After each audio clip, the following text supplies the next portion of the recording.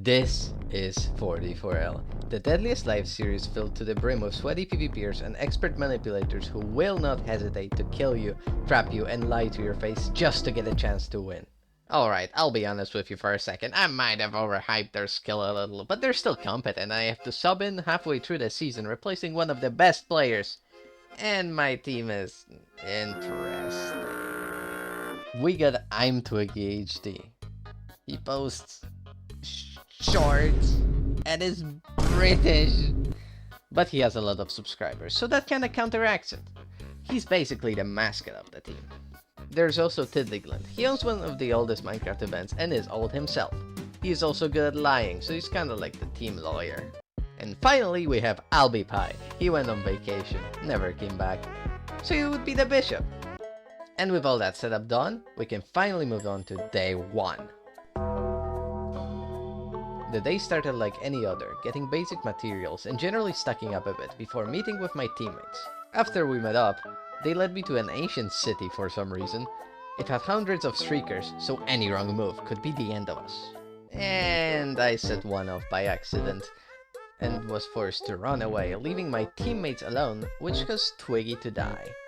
Now in my defense, I told them it was gonna happen before we even entered the city, but no time to dwell on that. After I got out of the cave, I went to our base, geared up a bit more, and later went to the end event. Actually, it was more like I got kidnapped for it, but you know what I mean. And after avoiding being brutally murdered, I was allowed to go back home, and I finished the day with a nice enchanting setup and a bunch of gear. On day 2 there was another event, which again was in the end. Great variety, I know. It just ended up being us standing around for a bit, hoping no one knocks us off. Oh, and also Tiddly died to some bullshit maze knockback. After a while of standing there, we realized that we could have just left the whole time, and so we did. Following the event, we killed an AFK guy to make up for Tiddly's lost life. And quick side tangent here, why on earth would you stand there AFK and not log off? Like, you know you could have just disconnected and not had this happen to you, right? But regardless, I then went on to gear up more and get almost fully ready for PvP. The only things missing being mending and Minecraft's most overpowered weapon, the mace. Now maces have this little thing about them called being completely unfair to fight against, so naturally I wanted to get one quickly. First, we had to locate a trial chamber, which we would normally do by leveling up a cartographer villager to level 2. But I didn't have time for this bullshit, so I used the pie chart. Now all the SMP nerds in the audience obviously know how it works, but just in case some of you aren't part of that group, let me explain.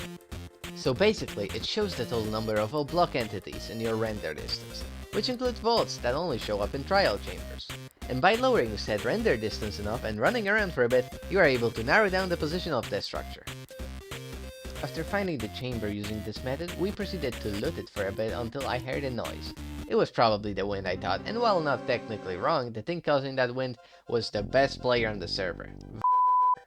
Now surely they aren't that deadly, you might say, but you would be wrong! This player won more of these than anyone has ever come close to, consistently being at the top in terms of skill in the past 3 years of this server's existence.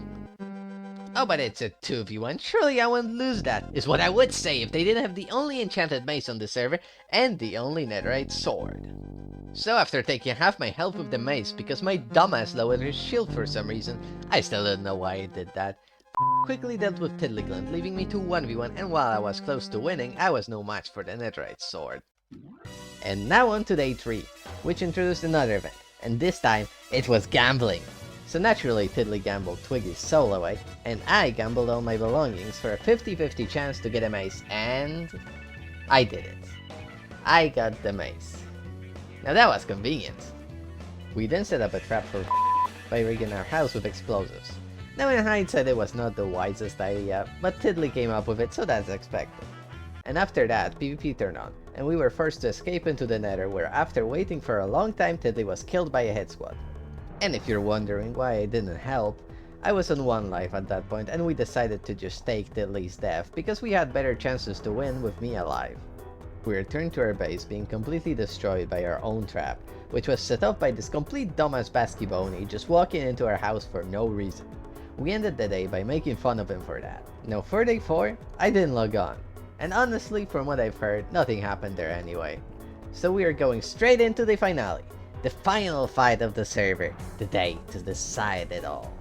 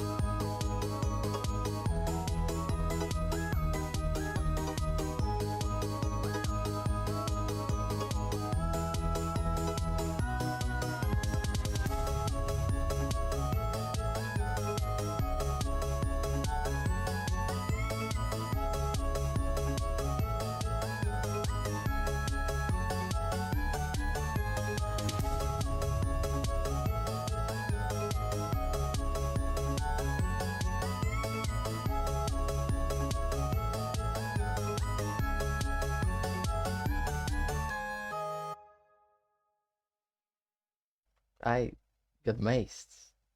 That's how it ends? I get one hit by a stupid overpowered weapon? It wasn't all bad, however. All in all, my performance wasn't bad at all. I fought well in the finale, and both my deaths were to overpowered items. Some could say that I proved myself in the Deadliest Life series. Now that was an awesome title drop, right? Right. Who's with me? No one?